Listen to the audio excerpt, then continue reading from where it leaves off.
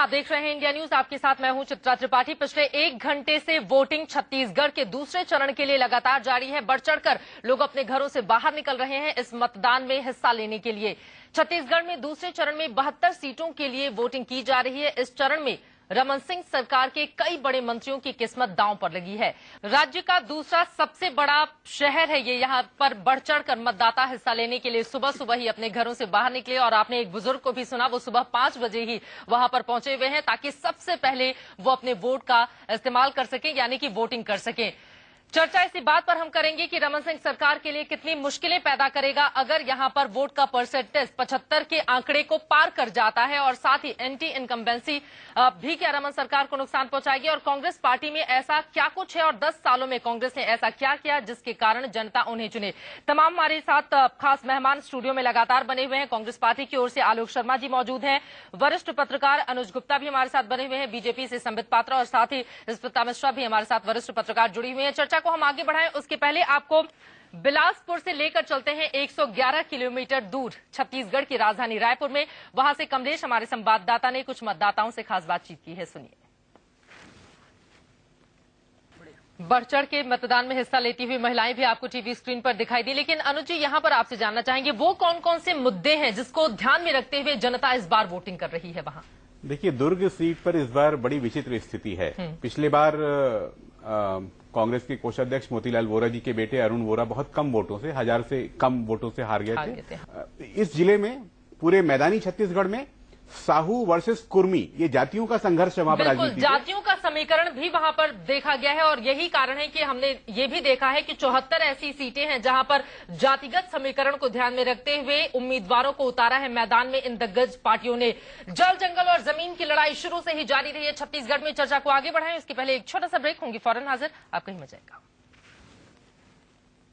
आप देख रहे हैं इंडिया न्यूज, आपके साथ मैं हूं चित्रा त्रिपाठी। छत्तीसगढ़ में सत्ता का सेमीफाइनल शुरू हो चुका है। वोटिंग सुबह से ही लगातार जारी है। कुछ ऐसे मतदान केंद्र हैं जहां पर भारी भीड़ भी देखी जा रही है। जाहिर है देश के प्रति कर्तव्य निभाना चाहिए, और यही कारण है कि ये युवा मतदाता भारी संख्या में पहुंच रहे हैं मतदान केंद्रों तक, और इसी वजह से इंडिया न्यूज भी बार बार आपसे ये अपील कर रहा है, लोकतंत्र को मजबूत बनाने के लिए देश के संविधान ने आपको सबसे बड़ा हथियार दिया है, इस वजह से आप अपने मताधिकार का प्रयोग जरूर करें। बहरहाल राजनाथ गांव में अच्छी खासी संख्या में लोग मतदान करने के लिए आ रहे हैं। मतदान करने वालों के लिए इस बार सुप्रीम कोर्ट के आदेश पर चुनाव आयोग ने राइट टू रिजेक्ट के लिए ईवीएम में खास इंतजाम भी किया है। इस बारे में और ज्यादा जानकारी दे रहे हैं हमारे संवाददाता कमलेश। राइट टू रिजेक्ट का इस्तेमाल भी लोग बढ़ चढ़ कर रहे हैं। आपको बता दें 1 नवंबर 2000 को छत्तीसगढ़ अस्तित्व में आया, 26वां राज्य बना देश का, और उसके बाद से ही हो रहे चुनावों में खासी तादाद देखी जाती है मतदाताओं की जो मतदान केंद्रों तक पहुंचते हैं, और छत्तीसगढ़ के इतिहास में ये बात भी दर्ज हो चुकी है कि पहली बार राइट टू रिजेक्ट का इस्तेमाल छत्तीसगढ़ से ही शुरू हुआ है। बहरहाल छत्तीसगढ़ चुनाव में देश पहली बार राइट टू रिजेक्ट का इस्तेमाल कर रहा है। वहीं दंतेवाड़ा में लोगों को राइट टू रिजेक्ट के बारे में जानकारी कितनी है, इसके बारे में जानकारी दे रहे हैं हमारे संवाददाता सतेंद्र। हमारे साथ एक खास पैनल जुड़ा हुआ है जिससे लगातार इस मुद्दे पर हम चर्चा कर रहे हैं कि छत्तीसगढ़ में कितना बदलाव आया है 2000 जब से वो अस्तित्व में आया, और आगे अब उसकी राह किस कदर दिखाई दे रही है। हमारे साथ स्टूडियो में सीनियर जर्नलिस्ट जुड़े हुए हैं, रामशरण जोशी जी, अवधेश कुमार जी वरिष्ठ पत्रकार भी हमारे साथ बने हुए हैं, पूर्व आईपीएस ऑफिसर गौतम कौल जी भी हमारे साथ बने हुए हैं, डॉक्टर अनिल जैन हमारे साथ दिल्ली से जुड़े हुए हैं, नेशनल सेक्रेटरी बीजेपी के। इसके अलावा बीजेपी के नेता डॉक्टर संबित पात्रा हमारे साथ स्टूडियो में आ चुके हैं, और अनुज गुप्ता जी सीनियर जर्नलिस्ट भी हमारे साथ स्टूडियो में बैठे हुए हैं। इन सभी से चर्चा को हम आगे बढ़ाएंगे और जानने की कोशिश करेंगे कि रमन सिंह के सामने चुनौतियां किस तरह की हैं, क्योंकि माना यही जा रहा है भीतरघात जो देखा गया है बीजेपी के अंदर, वो स्थिति रमन सिंह को नुकसान पहुंचा सकती है, और सबसे ज्यादा विधायकों की छवि। इसके अलावा कांग्रेस पार्टी के अंदर चूंकि कांग्रेस आपस में ही समन्वय और सामंजस्य नहीं देखा जा रहा है, गुटबाजी चरम पर है, क्या उससे कांग्रेस को नुकसान होगा, इस पर चर्चा को हम आगे बढ़ाएंगे। लेकिन उसके पहले आपको बताते हैं कि दंतेवाड़ा में नक्सलियों ने वोट का बहिष्कार का फैसला सुना रखा है। ऐसे में कुछ लोग वोट करने नहीं आ रहे, और कई लोग जो वोट करने के लिए आ भी रहे हैं उन्होंने अपना चेहरा छुपाए रखा है। छत्तीसगढ़ का ये चुनाव दर्शाता क्या है, विकास की राह पर कितना ले जाएगा और क्या कांग्रेस को सहानुभूति का फैक्टर भी मिलेगा जिसके दम पर वो सरकार बनाएगी। ये तमाम ऐसे मुद्दे हैं जो इस वक्त छाए हुए हैं। विकास और सुरक्षा के मुद्दों के बीच चुनाव लगातार जारी है और इसी पर हम चर्चा की शुरुआत करेंगे। कुछ खास मेहमान हमारे साथ जुड़ चुके हैं जिनका परिचय हम आपसे करवा देते हैं। हमारे साथ senior journalist Ramsharan Joshi ji studio में मौजूद हैं। इसके अलावा पूर्व आईपीएस ऑफिसर गौतम कौल जी भी हमारे साथ स्टूडियो में बने हुए हैं। दिल्ली से हमारे साथ बीजेपी के national secretary doctor Anil Jain जुड़े हुए हैं, जबकि भोपाल से हमारे साथ कांग्रेस के स्पोक्स पर्सन अरविंद मालवीय मौजूद हैं और सीनियर जर्नलिस्ट अनुज गुप्ता जी हमारे साथ नोएडा स्टूडियो में बने हुए हैं। इसके अलावा आप टीवी स्क्रीन पर देख पा रहे हैं जबलपुर से हमारे एडिटर इन चीफ दीपक चौरसिया भी हमारे साथ जुड़ चुके हैं और सबसे पहले रुख हम दीपक जी का ही कर लेते हैं। दीपक जी, संगीनों के साए में भले ही ये चुनाव हो रहे हों लेकिन काफी ज्यादा उत्साह मतदाताओं में देखा जा रहा है और यही कारण है कि सुबह से लंबी लंबी कतारें मतदान केंद्रों पर देखी जा रही हैं।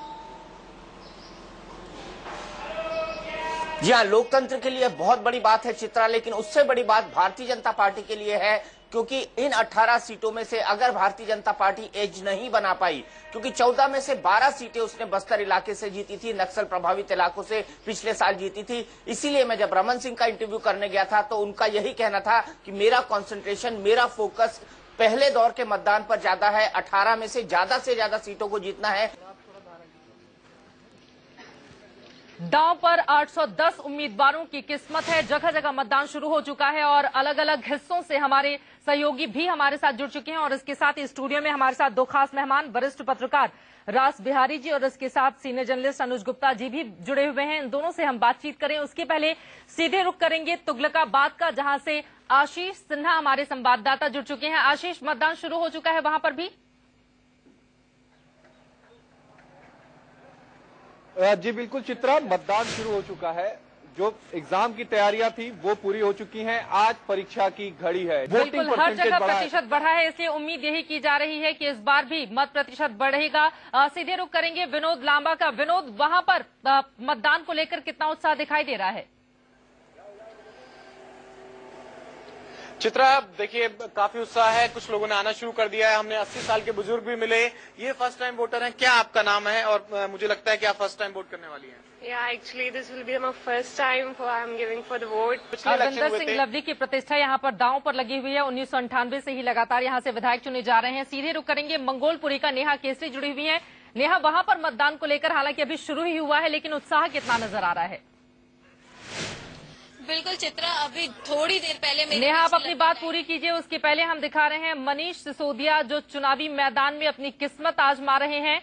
पटपटगंज से वोट डालने के लिए पहुंचे हैं अपना वोटर आईडी कार्ड दिखाते हुए।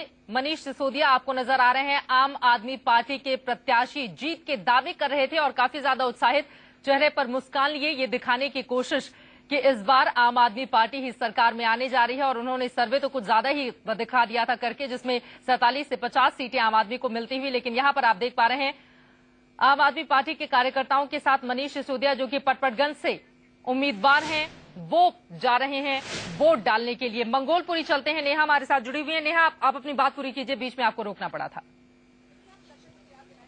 चित्रा, यहाँ पे लाइन लग चुकी थी। अभी थोड़ी देर पहले मेरे पीछे लंबी लाइन थी जो पर्ची लेकर के लोग फिर अंदर की ओर जा रहे हैं। तो सुबह 8 बजे के हिसाब से काफी अच्छा गैदरिंग है, जो लोग यहाँ पर आ रहे हैं। लेकिन एक बार फिर से आपको बता दें कि मतदान दिल्ली में शुरू हो चुका है और 70 विधानसभा क्षेत्रों में इंडिया न्यूज के 70 रिपोर्टर तैनात हैं जो पल पल की जानकारी आप तक लगातार पहुंचाते रहेंगे। बहरहाल, आप भी अगर मतदाता हैं तो अपने मताधिकार का प्रयोग जरूर करें क्योंकि यही लोकतंत्र में आपकी सबसे बड़ी ताकत है। और अनुज गुप्ता जी, यहाँ पर पहला सवाल आपसे मेरा। बेहद दिलचस्प मुकाबला, क्योंकि 1993 से अब तक हम देखें तो दो पार्टियों बीजेपी और कांग्रेस के बीच ही मुकाबला माना जाता रहा है, लेकिन आम आदमी पार्टी ने मैदान में आकर इस मुकाबले को दिलचस्प बना दिया है। जी बिल्कुल, देखिए दशकों से दिल्ली प्रदेश जो है कांग्रेस और भाजपा के बीच ही रहा है। पिछले विधानसभा चुनाव में जरूर बसपा ने 14% वोट लेकर के दोनों दलों को और खासकर कांग्रेस को मैं कहूंगा नुकसान पहुंचाने की बड़ी कोशिश की थी। 70 विधानसभा सीटों के लिए वोटिंग शुरू हो चुकी है। लंबी लंबी कतारें तो कुछ जगहों पर सुबह से ही देखी जा रही हैं। मतदाता जागरूक है, अपने मताधिकार का प्रयोग कर रहे हैं और इसी वजह से इंडिया न्यूज की भी आपसे यही अपील है कि अगर आप हैं वोटर तो अपनी मताधिकार का प्रयोग आप जरूर करें, क्योंकि लोकतंत्र में यही आपकी सबसे बड़ी ताकत है। इन सब के बीच हमारे साथ अवधेश कुमार वरिष्ठ पत्रकार भी जुड़ चुके हैं स्टूडियो में, लेकिन उसके पहले रुक करेंगे हम निर्माण भवन का। मिथिलेश हमारे संवाददाता जुड़े हुए हैं। मिथिलेश, ये बताइए कौन कौन से वीआईपी ऐसे हैं जो अभी वोट डालते हुए निर्माण भवन में हमें नजर आएंगे? चित्रा, अभी से थोड़ी देर पहले उपराष्ट्रपति हामिद अंसारी पहुंचे हैं अपना मतदान करने के लिए। निर्माण भवन 86 और 87 86 और 87 नंबर पोलिंग बूथ है। यहां पर उपराष्ट्रपति के अलावा कांग्रेस अध्यक्ष सोनिया गांधी और दिल्ली की मुख्यमंत्री शीला दीक्षित मतदान करती हैं। बिल्कुल, विजेंद्र गुप्ता भी पहली बार मैदान में है, विधानसभा का चुनाव लड़ रहे हैं और आम आदमी पार्टी तो पिछले 1 साल से ही अस्तित्व में आई है, तो काफी ज्यादा दिलचस्प नई दिल्ली सीट से भी मुकाबला देखने को मिल रहा है। लेकिन अवधेश जी, आज के इस मुकाबले को आप किस तरह से देखते हैं? ये भारत के इतिहास, खासकर दिल्ली के इतिहास का मैं समझता हूं कि सबसे रोचक, सबसे सनसनाहट पैदा करने वाली और सबसे धुंधली तस्वीर देने वाली चुनाव पूर्व जो है स्थिति है। डॉक्टर हर्षवर्धन की पत्नी नूतन को आप सुन रहे थे, पूरा जोर कृष्णानगर इलाके में इन्होंने लगाया है, क्योंकि डॉक्टर हर्षवर्धन जब दिल्ली के अलग अलग इलाकों में चुनाव प्रचार कर रहे थे उस वक्त कृष्णानगर में पूरे दमखम से नूतन जुटी हुई थी उनके पक्ष में। और यहाँ पर हम आपको दिखा रहे हैं डॉक्टर हर्षवर्धन अपने पूरे परिवार के साथ आप देख पा रहे हैं, और उनके पीछे कुछ बीजेपी के कार्यकर्ता भी दिखाई दे रहे हैं। केंद्र में भाजपा की सरकार थी, एनडीए की सरकार थी। आपकी कहने का मतलब ये है डॉक्टर हर्षवर्धन को उम्मीदवार बनाकर बीजेपी ने अच्छा नहीं किया, आप ये कहना चाहते? चलिए इसका जवाब संबित देंगे। संबित, मैं आपके पास आऊंगी। मालवीय नगर चलते हैं। मनोज के साथ कुछ लोग मौजूद हैं जो अपने मताधिकार का प्रयोग करने के लिए घर से बाहर निकले हैं। जी मनोज।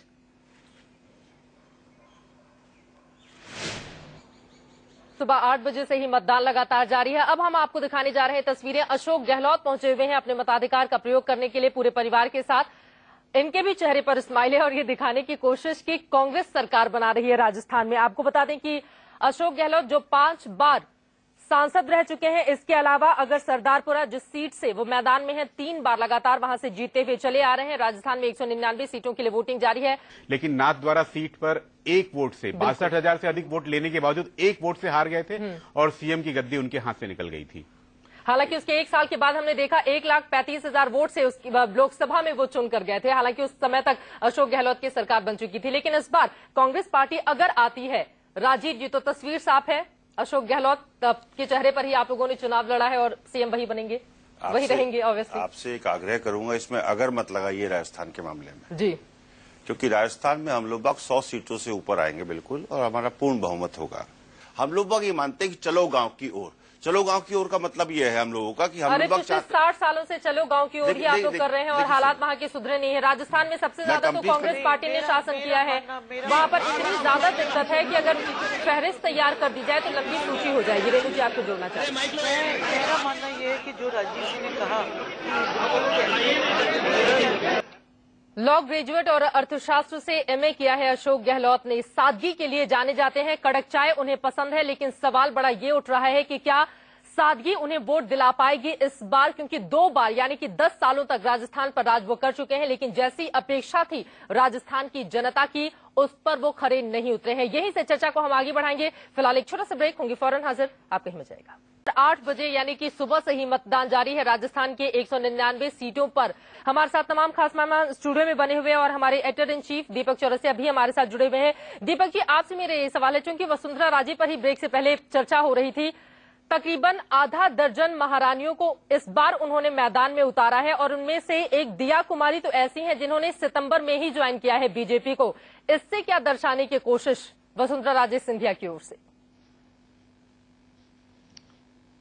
अब देखिए, रॉयल फैमिली जो राजस्थान की है, मध्य प्रदेश की है, जहां की भी है, उनके बीच में आपस में एक बहुत अच्छा कनेक्ट है। ज्यादातर जगहों पर नाते रिश्तेदारी है, ज्यादातर जगहों पर पारिवारिक लेन देन वाला मामला है, तो उनका जो बॉन्डिंग है वो कहीं ना कहीं रिफ्लेक्ट होता है। बिल्कुल, और शायद इसका जवाब सुधांशु जी देना भी चाह रहे हैं, उनके पास हम चलेंगे, लेकिन उसके पहले उदयपुर का रुख कर लेते हैं। शिवानी हमारे साथ जुड़ चुकी है। शिवानी, आप किस तरह की तस्वीरें दिखाएंगे और मतदाताओं में कितना उत्साह देखा जा रहा है इस वोटिंग को लेकर?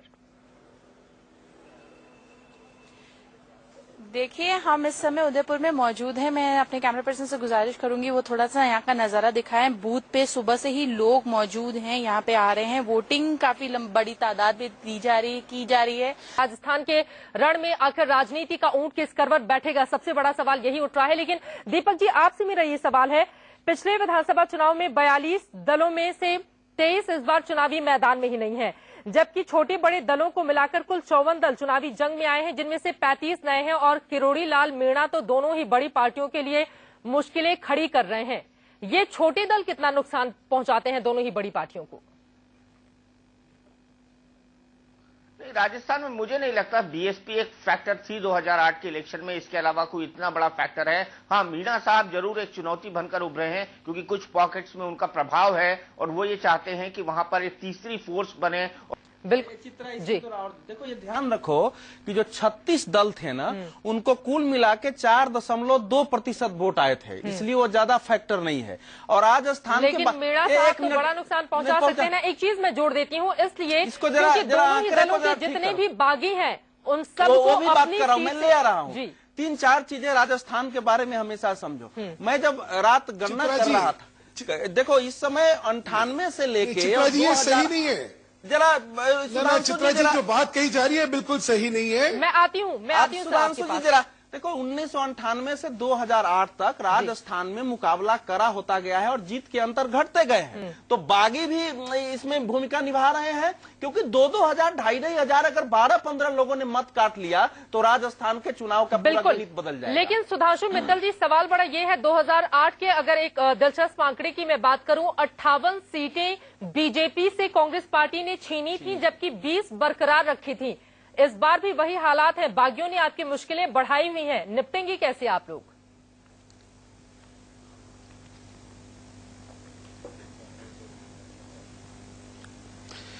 नहीं चित्रा जी, पहले राजस्थान का जो परिदृश्य है ना, उसको जरा और गंभीरता से हमें समझना चाहिए।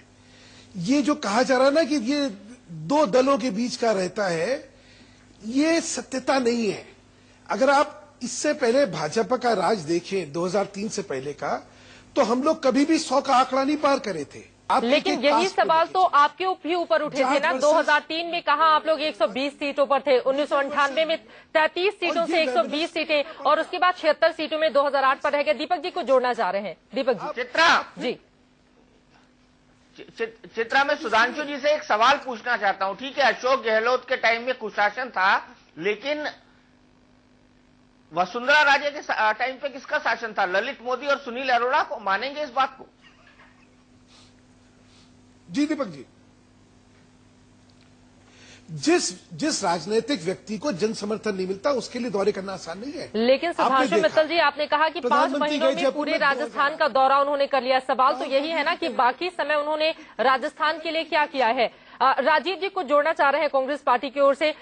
राजीव, आप लोगों के लिए भी इतनी आसान नहीं है। हालांकि आपने इस बात का दावा जरूर कर दिया है कि राजस्थान में सरकार बनाने जा रहे हैं अशोक गहलोत, लेकिन इस दावे के पीछे कुछ आधार भी बताएंगे आप? जी, आधार सबसे बड़ी बात यह है कि जो सुधांशु जी ने कहा कि पूरे 50 डिग्री टेम्परेचर में, हाँ, राजे महाराजाओं को निश्चित रूप से 50 डिग्री टेम्परेचर में दिक्कत होती है बाहर निकलने में, और वो वसुंधरा राजे सिंधिया जी को भी दिक्कत हुई होगी। विश्वेंद्र सिंह कांग्रेस पार्टी की ओर से, भरतपुर के पूर्व महाराज है, कुम्हेर से आप लोगों ने राजे महाराज नामों की फहरिस्त है। राजीव जी, ये मत जोड़िए। लेकिन अगर बीजेपी ने दिया है तो आपने भी दिया है। आपने पूछा कि हम लोग पावर में क्यों आ रहे हैं, उसका देखिए, अभी आपने कुछ आंकड़े प्रस्तुत किए थे कि कांग्रेस को करीब 36% वोट मिला और बीजेपी को 34% करीब वोट मिला।